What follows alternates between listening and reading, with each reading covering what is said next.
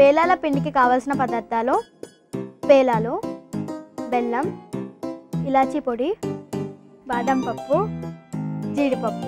పేలాల పిండి తయారు చేసే విధానం: ముందుగా స్టవ్ వెలిగించి పాన్ పెట్టి జీడిపప్పు వేసి ఫ్రై చేసుకోవాలి. ఇది ఫ్రై అయిన తర్వాత బాదం పప్పు కూడా ఫ్రై చేసుకోవాలి. ఇప్పుడు మిక్సింగ్ జార్ తీసుకుని దానిలో పేలాలు వేసి మిక్స్ చేసుకోవాలి. అది కొద్ది మిక్స్ అయిన తర్వాత బెల్లం, ఇలాచీ పొడి వేసి కలుపుకొని బాగా మిక్సీ చేసుకోవాలి. ఇది మిక్సీ అయిన తర్వాత ఒక పాన్ లో తీసుకుని ముందుగా రోస్ట్ చేసిన బాదం పప్పు, జీడిపప్పు వేసి బాగా కలుపుకోవాలి. బాగా కలుపుకుని సర్వింగ్ బౌల్ లో తీసుకుంటే టేస్టీ టేస్టీ పేలాల పిండి రెడీ.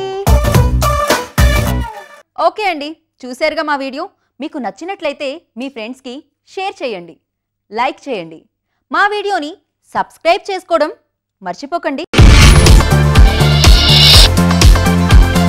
ఈటీవీ అభిరుచి, మీ వంటింటి నేస్తం.